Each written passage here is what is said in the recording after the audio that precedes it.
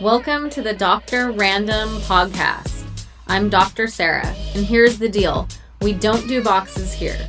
Every episode is different, every conversation has its own flavor, and no topic is off limits. If you're looking for predictable, this isn't it. But if you want real conversations, honest takes, and a touch of intellect in the best way, you're in the right place. This is Dr. Random Podcast. All right. Well, hello, everybody. I'm here on the Dr. Random Podcast. I'm Dr. Sarah. And today we're going to be discussing the book, The Fatherless Daughter Project.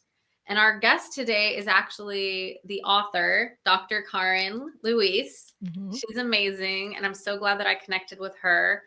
And we hope that you're just going to enjoy this conversation as we deep dive into this topic that I find so important and has had an impact on my life as a fatherless daughter. But I want to go ahead and introduce Dr. Karin Luise, and she can go into, her journey and her current endeavors and everything she's excited about. And then we can dive into our conversation.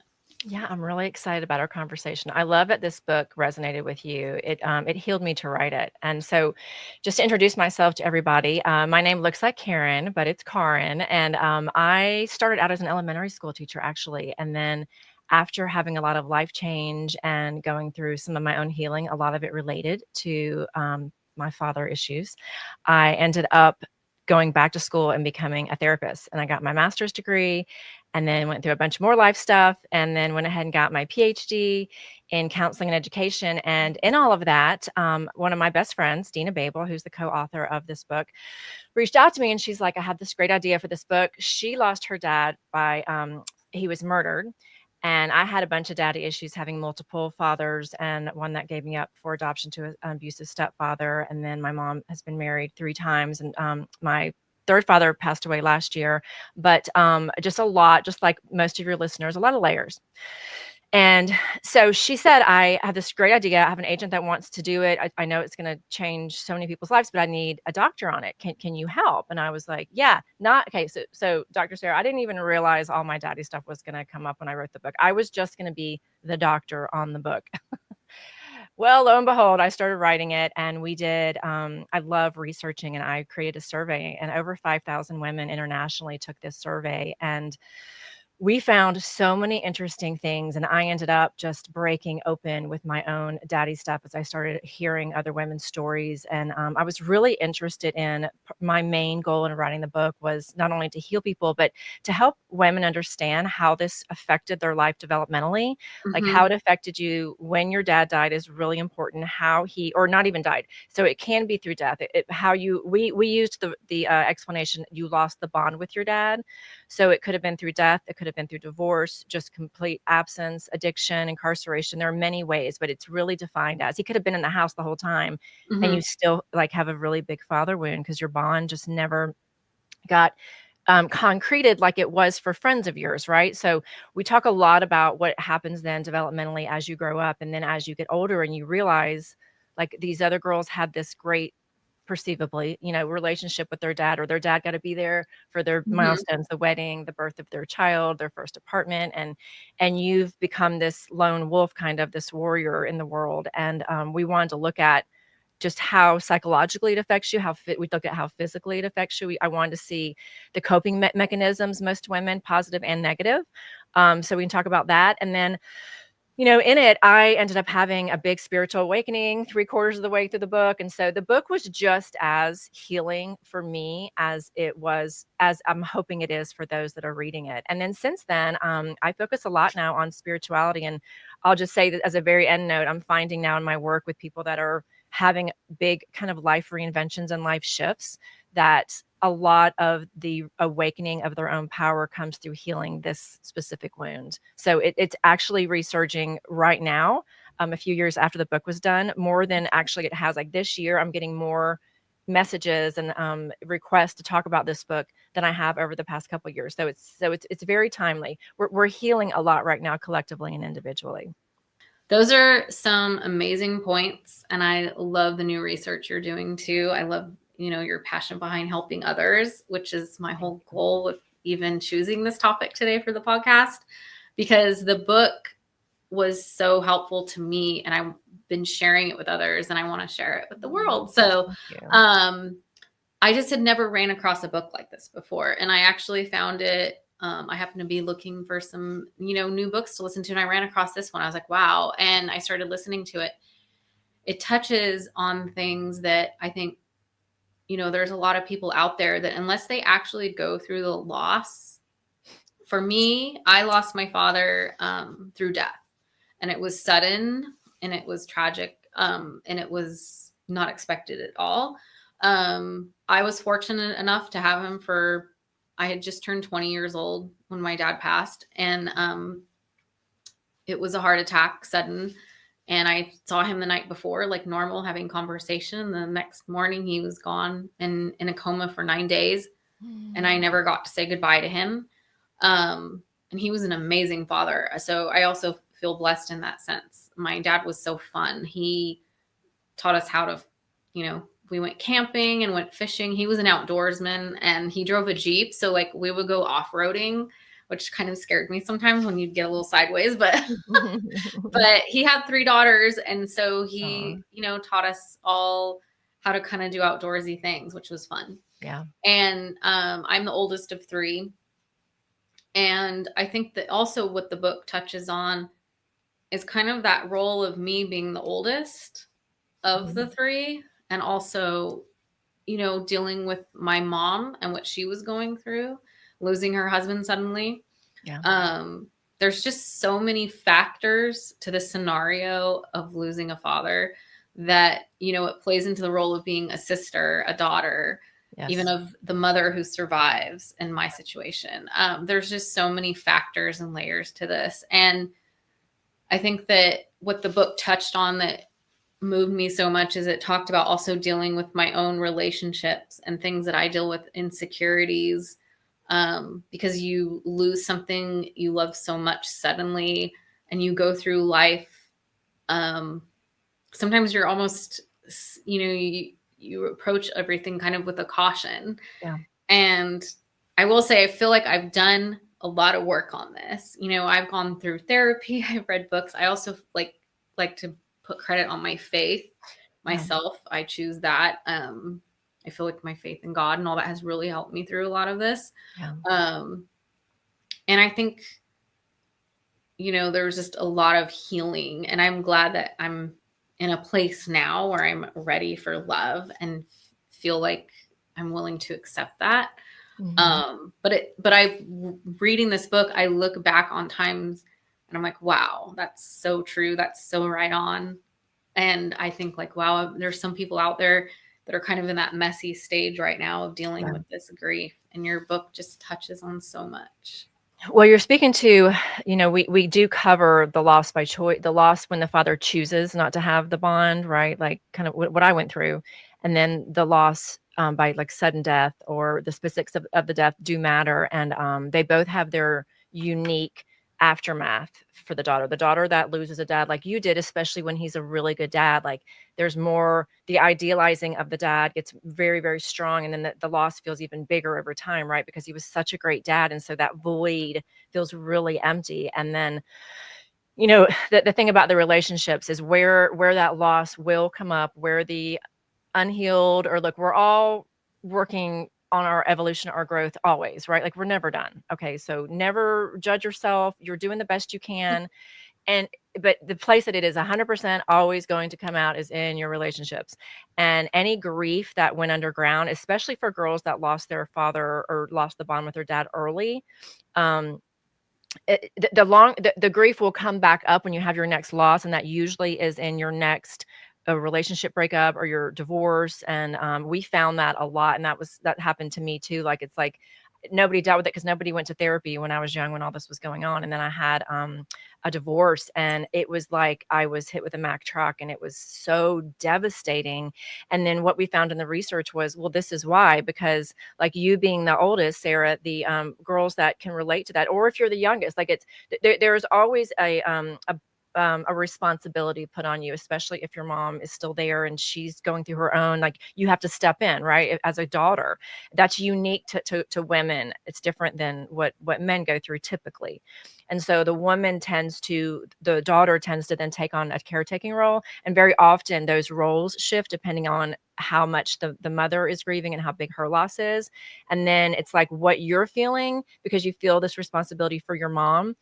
A lot of times our grief goes underground, right? And that's why it tends to come up later when there's another significant loss, because then that grief gets triggered and that disappointment. And so in that, and Sarah and I had the privilege of talking to Sarah yesterday, so I know a little bit about her story.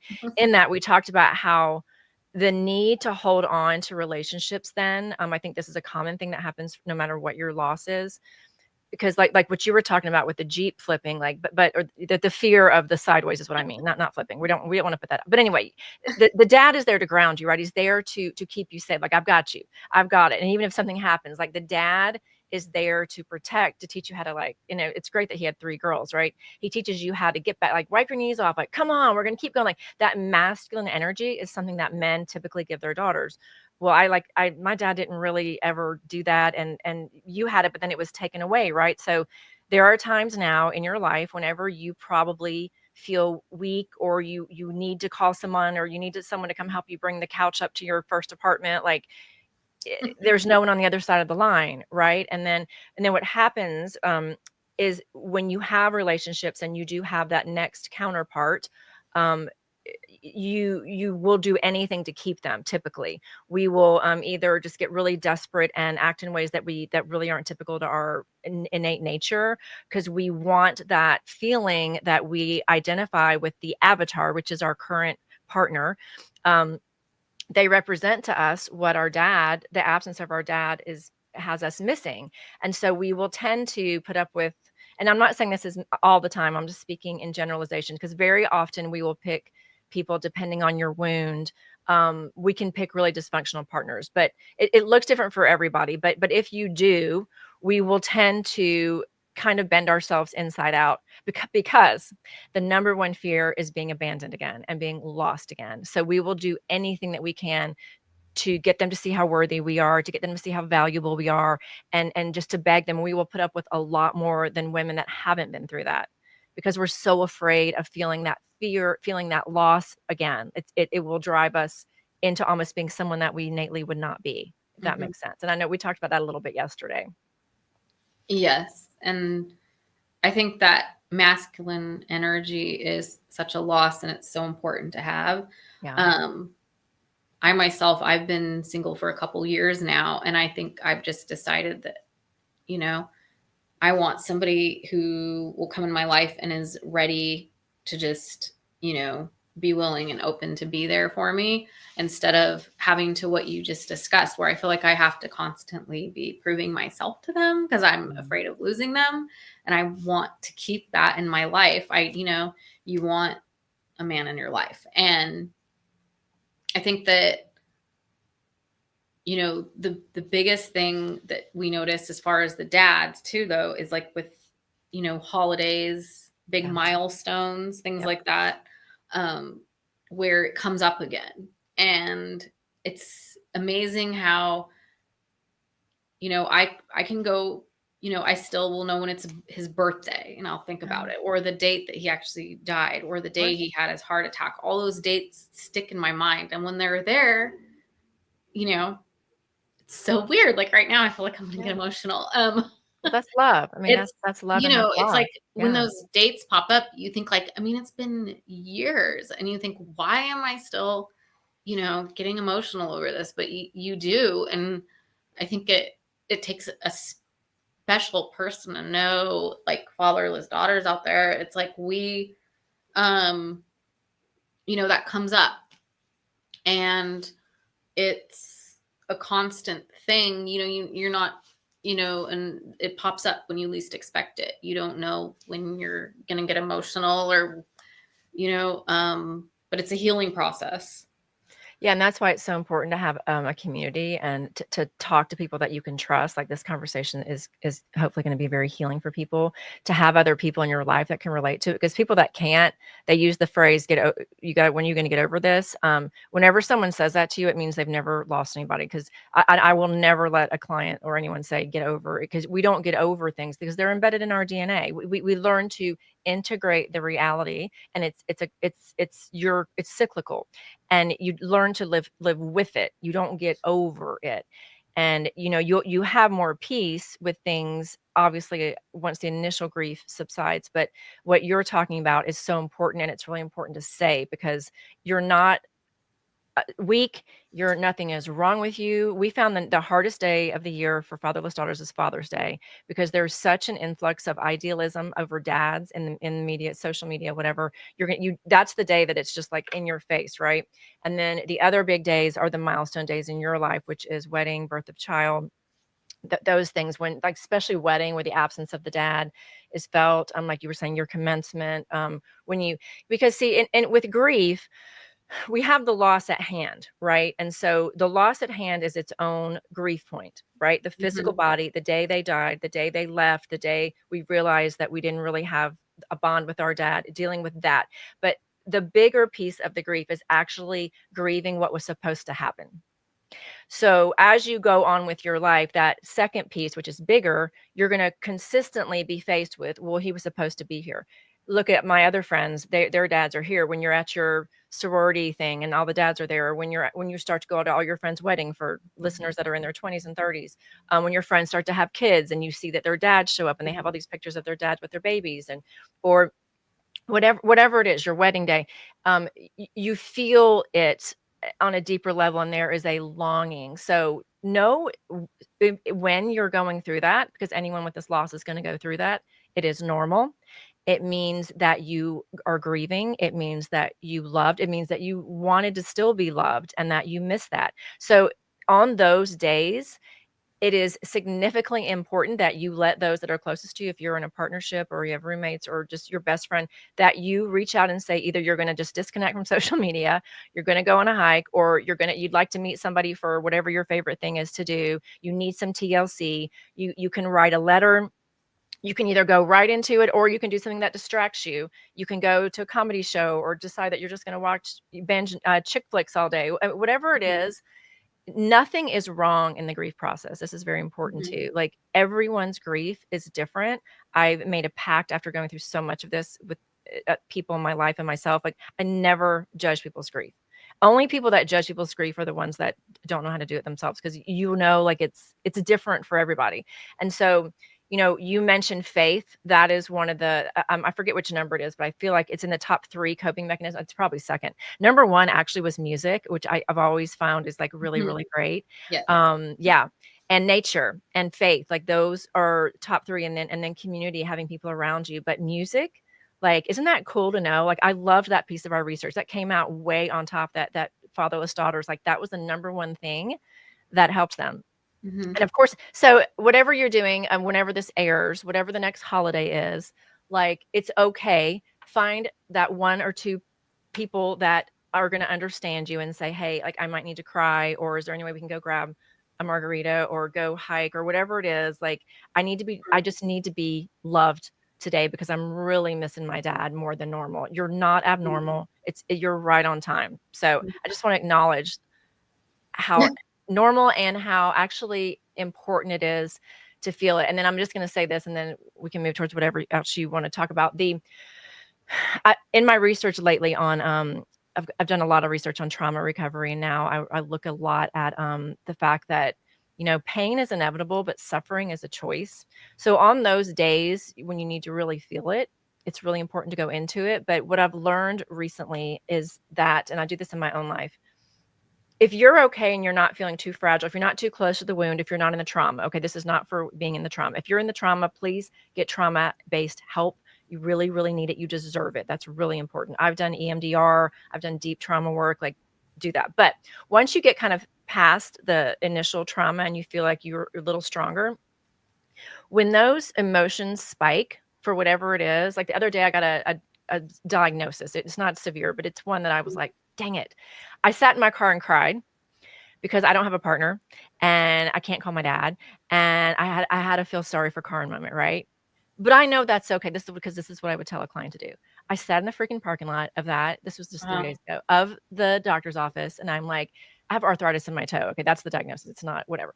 And I have a bone spur, whatever. But I was Mhm. like, and I just like sat there. I found out I'm gonna maybe need surgery, whatever. But I let myself though have a good feel sorry for myself moment because I'm like, I don't have a person to call right now. I'm going to feel this. And so research now shows like 90 seconds. If you can just sit in it, cry it out, call your bestie, write it out, scream it out, dance it out, and let your body do some kind of somatic release that involves some kind of movement. All of that involves movement. I do a lot of moving through grief right now. I do a lot of somatic healing. Mhm. You will feel better much quicker than if you swallow it. And I know you can't emote in all places, but I will promise that has been one of the number one tools. Sometimes you got to cycle through it a couple times, but if you will just go right into it, be like, F and A, why Yeah. aren't you here? I don't have anybody. Do your pity party. Say all the mad, sad, angry, all the things. Just give yourself voice, open your throat chakra. We shut this down way too much. Give voice, write it out, call your friend. Or I have friends that will just leave each other voice memos. And I'm like, you don't even have to listen to it. I just need somewhere to put this, kind of like we're doing right now. Just let me just put my truth Mhm. somewhere. And if you just do that when Christmas comes, when you have your whatever, whatever, you will feel so much better in 90 seconds. Research is showing that now. So Mhm. I'm very passionate about people moving grief, women moving grief through their bodies, Sarah, because if not, we will end up getting sick. So it's really, really important that you move it, that you honor it, and that you find everyone's not going to get it. Don't call that person that tells you to get over it or wants to know when you're going to be done crying. Like that is not your grief sister. Yes. Okay. Yes. That's so interesting because you just brought up a good point, especially with being single, Yeah. not having a husband or a boyfriend and not a father. It's like you can go to mom or sisters or other people, but sometimes you just want that safety For feeling sure. of masculine energy, like you said, and it's so important. Um, And there are a lot of women too that are in really bad marriages or relationships that mhm, feel the same thing. mhm, You know what I mean? They are in it, but they don't get that. So, but you're right that it is it's almost like it's almost like you're free falling and you feel like because dad offers that like safety. So, and mom can do that too. A lot of moms fill in for that very well. And we did find, I'll say this too in the research, that a stand in dad, somebody else that stands in, can be extremely, like, monumentally healing and important, like that new stepdad or a grandfather or just someone that feels fatherly, a best mhm. friend. Turning to that person, if there can be one in your life, that actually makes a huge Yeah. difference. It's interesting you say that because actually, I was very close with my grandparents. And after my dad's death, within 5 years, I actually lost both set of Yeah, grandparents that's a big and my deal. dad.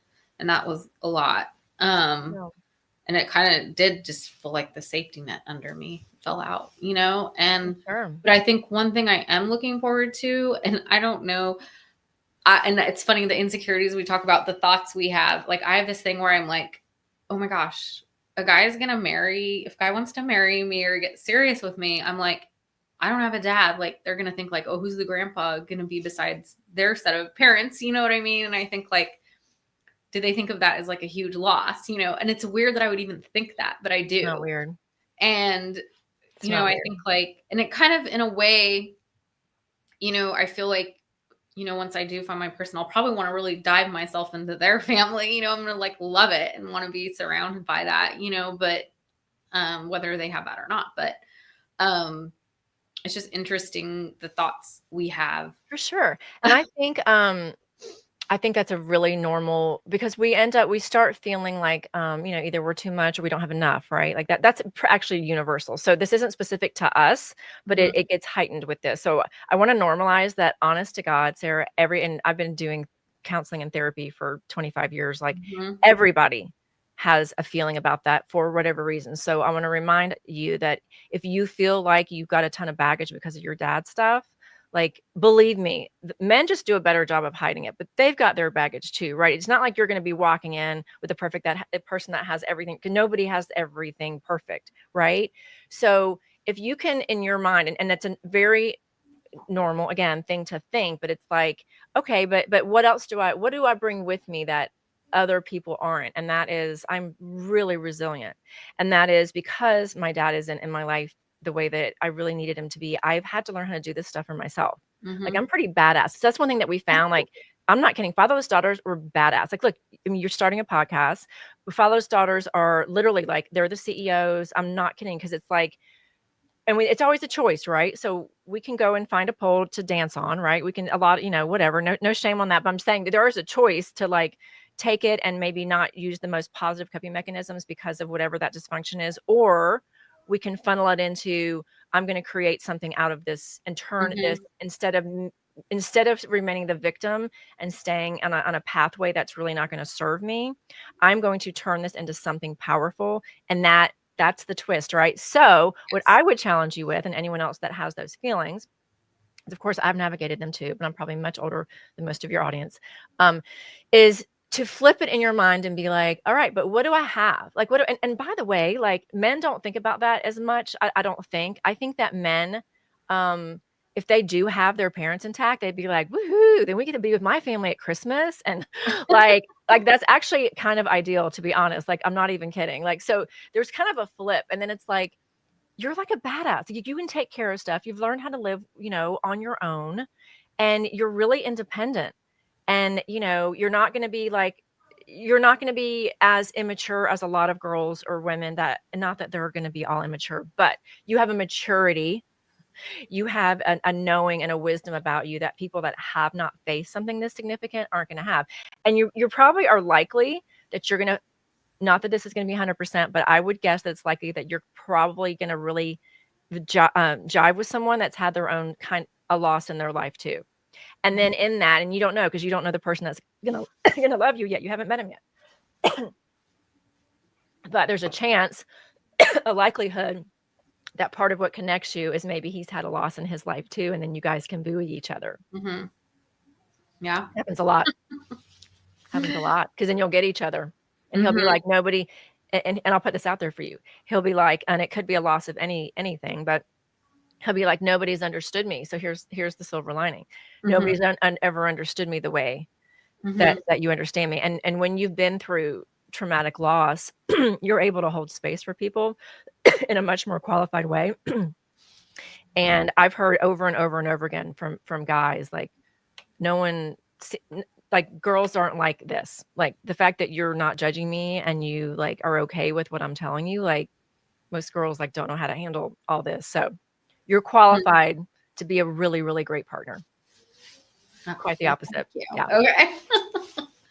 um, yeah, and I want to speak to the book, which is girls out there, who didn't lose their fathers by death like me, but their fathers are still alive, but not fully present emotionally in their lives and stuff. And I know that you talk about some really good key points about what they could be going through when they're kind of in the mess of it now, and maybe how they can work through it, what you suggest and bring out in the book to help on that.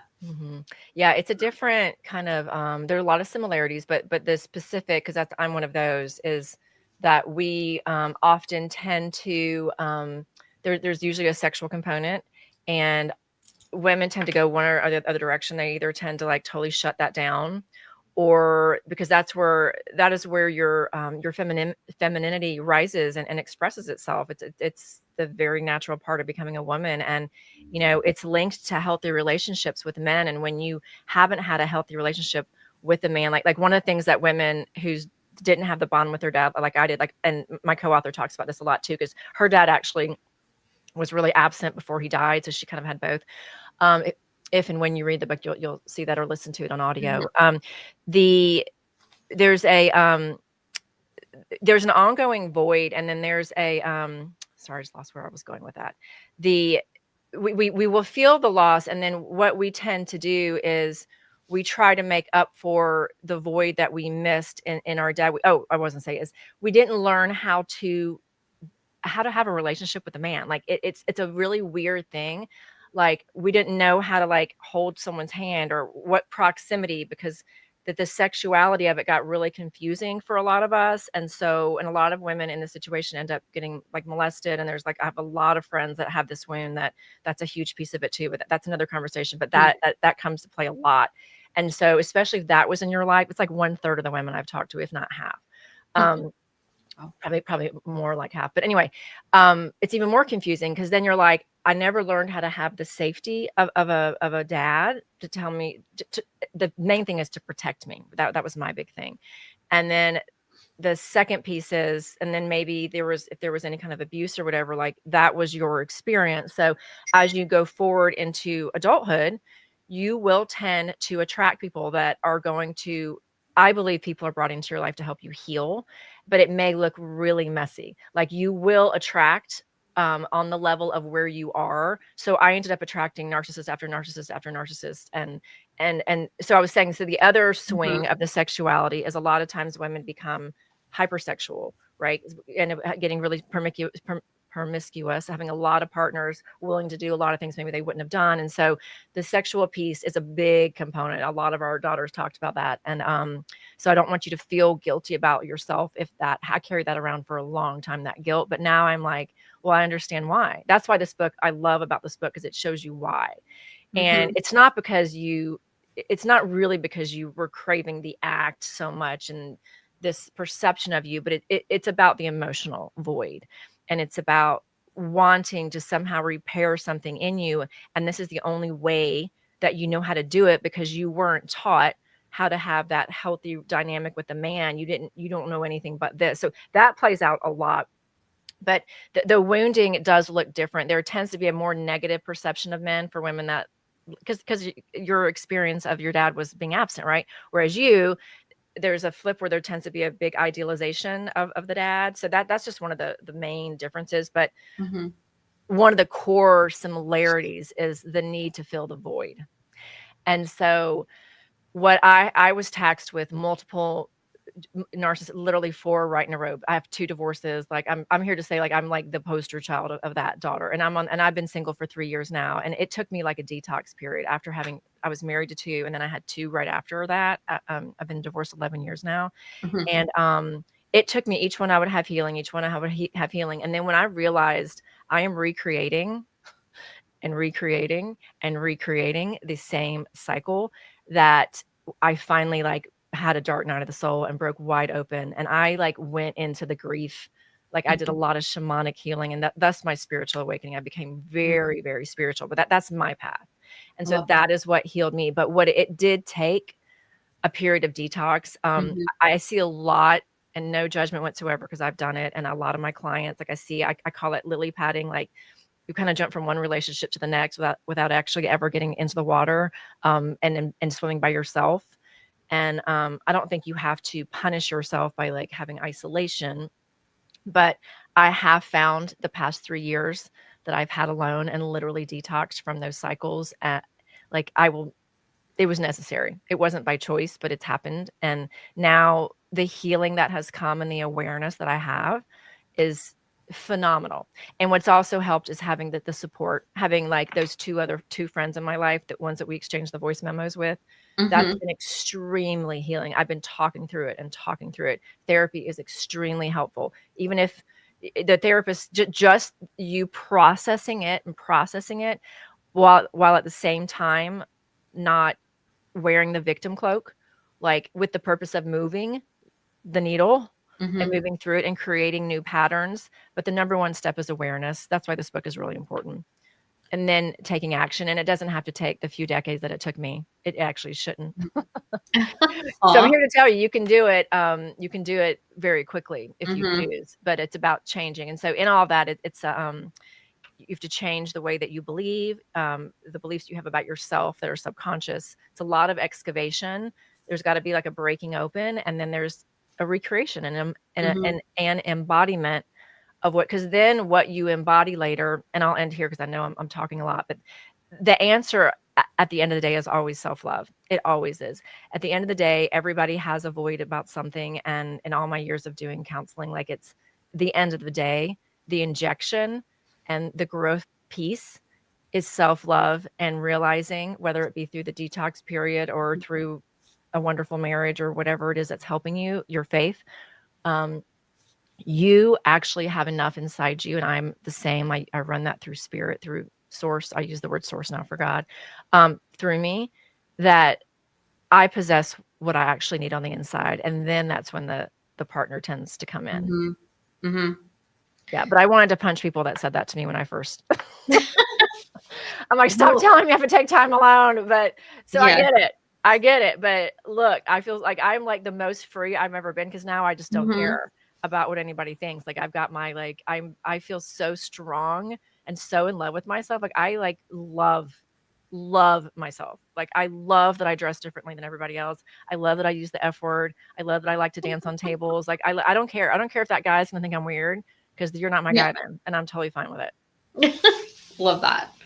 Yeah, when I think back, like, probably, I don't know, 10 years ago, and I think about where I was in my mindset, probably even a little earlier than that, it's like, I almost think, oh my gosh, it's like, I've just come so far, and so important. And I think back to how, insecure I was feeling and just not confident in myself. And you look back and you're like, gosh, why? And I'm just so glad, like what you touched on, because, I've been single for a couple of years, like you said, and just really worked on me. And, of course, I've been doing my doctoral journey and all that, which is very busy. So I haven't, had the time for relationships really. But I think during that time, it's just been such an awesome few years. But like, it's like, okay, now I'm ready. I don't want to be single anymore. But I think that when I look back at, my younger self after the grief, and I didn't go through the therapy I should have, which I have gone through. And so I just want to tell people out there, like, if you've had this loss or you're dealing with this, like, whatever your, negative thoughts you're having, or your mind, or you're feeling insecure, or, it's fragile, and, go to therapy, go to, what helps you, like a Bible study, or surround yourself with people that are there for you and won't judge you. Or like you said, when those words come out of the mouth of like, oh, wasn't that so long ago? Or just dismissing your emotions around this, those aren't your people, like you said. And I think that that's just a part of, I think what is it? The word I'm looking for. It's like you recruit people, you keep people in your life, but then you also, demote people, like, or, you kind of have to make a decision, but that's part of you creating, your life, yourself, where you're going, your path. You have to be strong and confident in what you want. And I think, manifesting that is always important, like thinking about it, setting your mindset on things. And and as a fatherless daughter, you have to do a lot of things, on your own. You don't have that dad to back up on. And, seeing, sometimes I would be envious of people who had their dads. That's just natural. I would be like, oh my gosh, they're so lucky. Like, of course, are they, taking that for granted? Do they know how lucky they are to have that in their lives? And what a void that is when you don't. And, I was lucky enough to where I had some uncles who kind of stepped in a little bit, which was really nice. I have some uncles who are really nice in our family. And, I was lucky that, I don't know, I just felt really blessed at the fact that I had my dad for 20 years, because my sister was 12 and my other sister was like 16 or something like that when my dad passed. So we all kind of probably have dealt with different things just because of that. For sure. Being different ages. Yeah, well, everyone's relationship is different with them. And we talk about that in the book too. And that goes for any family constellation. If you got all of y'all in rooms and talked about your mom or your dad, like, everybody would have a different story. So yes. And that's important to note. So those of you that have siblings, like it is going to look different. And a lot of times that can cause conflict with the siblings because, one may idealize them, one may have had a really bad experience, one may be jealous of the other. And I mean, the relationship is very different. And that's another part of the growth is it's like honoring that your grief is going to look really, really different. And Mm-hmm. then each person is going to have their own journey. And there's nothing to feel guilty over. Whatever you're feeling is how you're feeling. And it's all valid. That's the Mm-hmm. thing. All your feelings are valid. And some people, the anger and the grief, I mean, those are the two strongest emotions with this. And of course, fear. But I love that you're driving home therapy. I mean, that's why I became a therapist. It's because it's what healed me. I mean, 100%, like literally it kept me alive. And it was my life. And often, I went back and forth between having like a male and then a female therapist based on what I needed. And that's important to think about. Like even now I get calls all the time, people looking for therapists that I know. And the first question is always, well, do you feel like you need a man or a woman? And for a while, I just really only wanted a really safe male. Like I needed one of my most healing therapists Mm-hmm. just Mm-hmm. to hold space for me.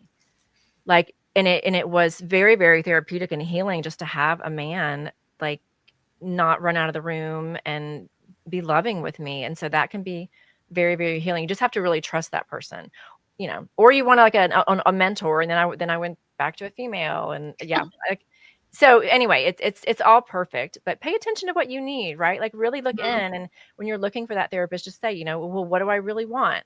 Like what's going to really serve me? Do I want a Christian counselor or would I rather have someone that's, not based in that? Is virtual okay with me? Like there are a lot of things to consider. Most people do virtual now. Mm-hmm. But so I mean, but I would always just urge you to follow really what your soul really is Mm-hmm. calling you towards, because that it makes a huge difference. Yeah. And the book just touches on so many different facets. So I Yeah. highly recommend everybody out there picking the book up and reading it.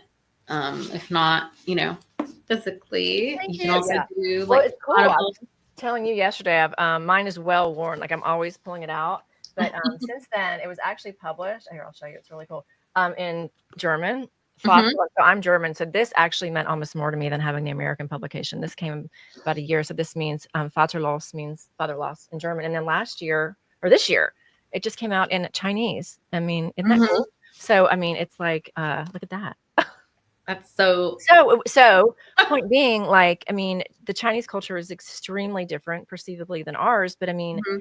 it has done very well, and it's that this is a universal feeling. It is a core need. So anytime you feel guilty or weird, because that comes up a lot in these conversations. Women always, we're trained to feel guilty, right? That's why our needs tend to get buried and go underground. And so in it, I just know, like, after food, air, and water and sleep, you need those for survival. But after that, Maslow's hierarchy of needs, the next thing is a sense of safety and a sense of belonging. And the dad, it tends to be in the masculine feminine parent relationship. The female is the nurturer typically, and the male is the one that usually holds that sense of safety. And so that is literally your next need for survival, not just for happiness, but for survival.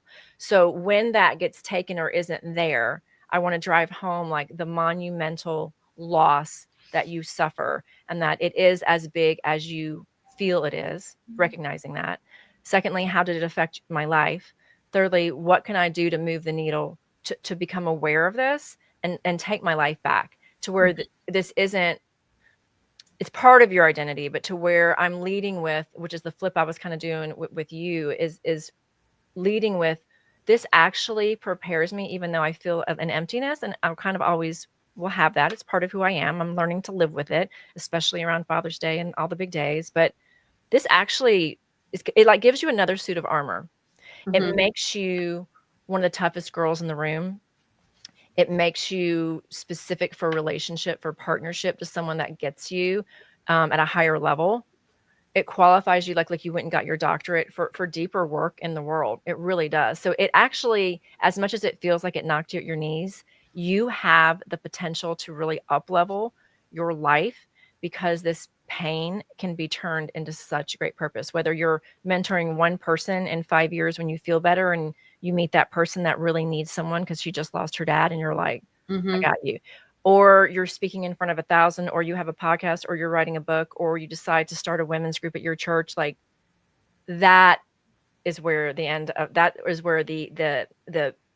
explosion of the healing really happens, and it manifests itself.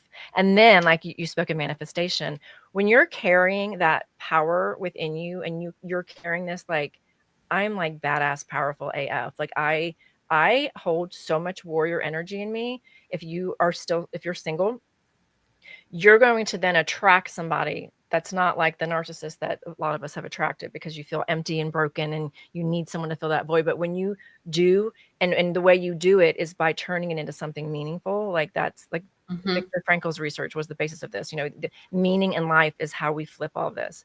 You will then not only attract the partner that is a match to that, but you'll start attracting friends in your tribe.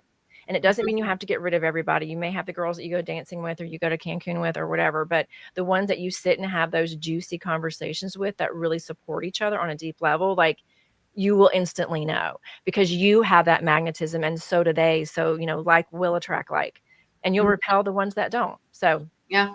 I Yeah. promise you that's how it works. It really is. I 100% guarantee you. I love that. I love that. All that you just said. Thank That's you. awesome. And I think that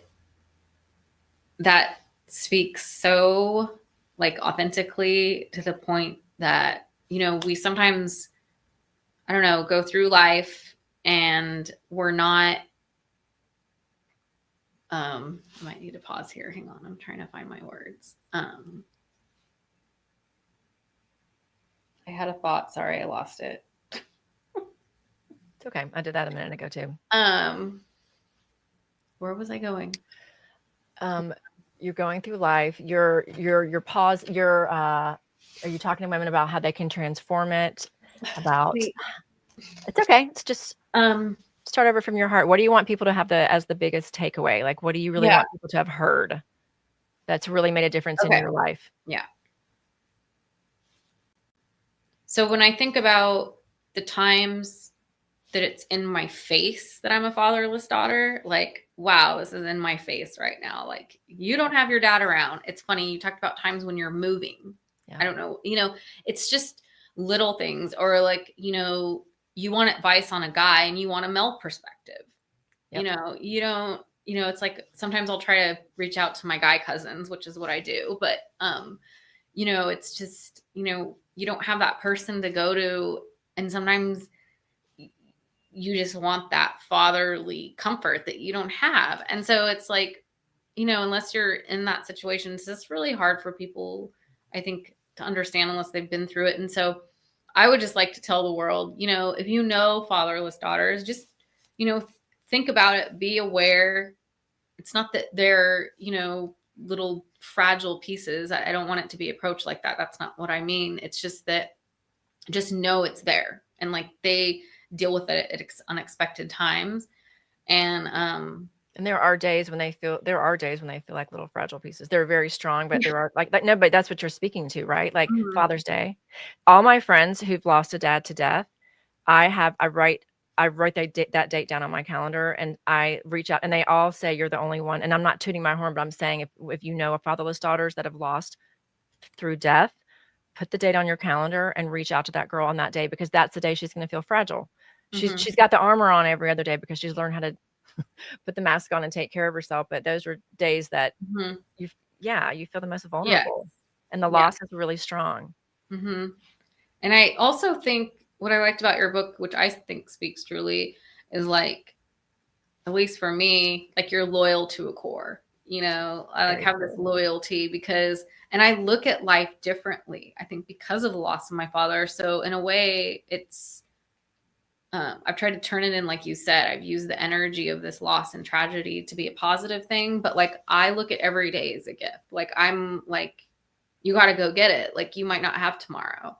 You can't, you think about like hitting the snooze alarm. No, get up, go get stuff done. Like, look at your goals, look at what you want to accomplish, and just do it, because you might not have tomorrow. And, that mindset for me has really driven me a lot in my life.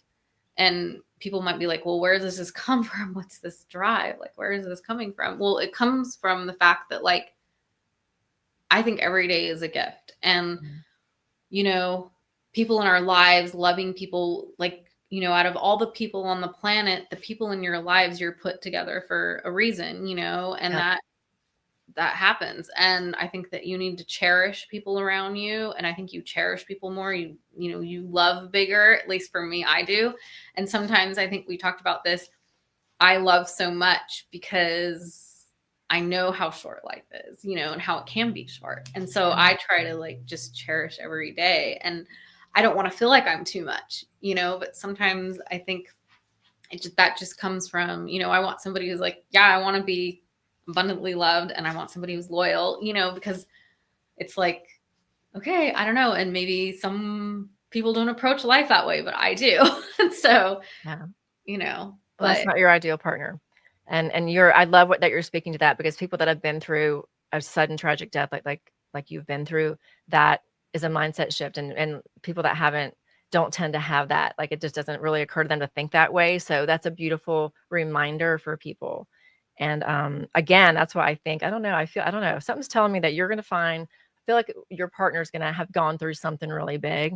I'm just putting this out there. I'm like, I just feel like, you're, and y'all are gonna, like, get each other, and you're gonna be like, we wouldn't be this close had we not both gone through mhm, this. And we can both hold space for each other and understand when most people don't.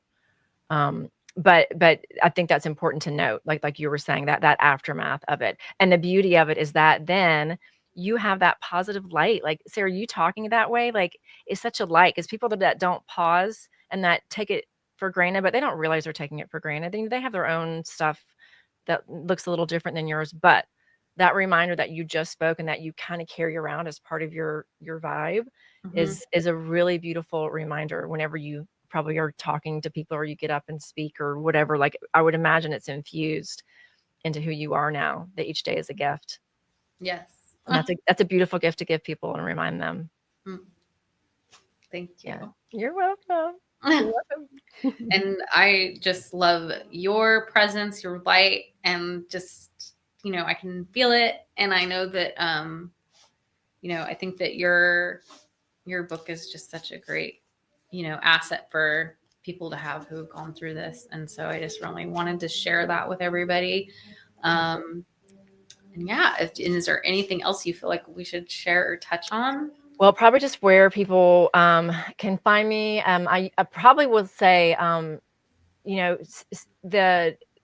the most important thing is the awareness, and then it's who you're surrounding yourself with, right? And so keeping in touch with me, keeping in touch with Sarah, you know, following on social media, and then having that's the social media can be its own monster, but the Mm-hmm. positive thing is it really does give us a lot of positive community. Like, I Yeah. met you. I mean, you can meet a lot, and there are a lot of groups that are just around fatherless daughters. And so I would say, like, really stay connected, and know that you're worth that kind of TLC. Um, Mm-hmm. yeah, so I'm on everything as Dr. Karin, and it's Karin. That's my handle. Sometimes you have to spell out the word doctor. drkarin.com is where all my stuff is, and I've got a lot of freebies. And I have another book called Sacred Shift on Spiritual Awakening that's Mm-hmm. out there as well. And I've got events and all kinds of stuff. Mm-hmm. So I would love for people to stay connected and let me know that you found me through Sarah. I'm just very grateful that you had me on, and that you are in this new chapter of your life, and that you have been this vulnerable and honest with everybody, because I think it's really going to make a difference. So I'm honored to be here. Thank you so Thank you. much. I'm so honored that you came on the show. So yay. And yeah, I just want to thank you again. And I know that I hope to endeavor in some of the stuff you're doing and come out where you are. So that would be You're on your amazing. way. Um, yeah, well, thank you so much, Dr. Karin You're Luise. welcome. And we'll say ciao.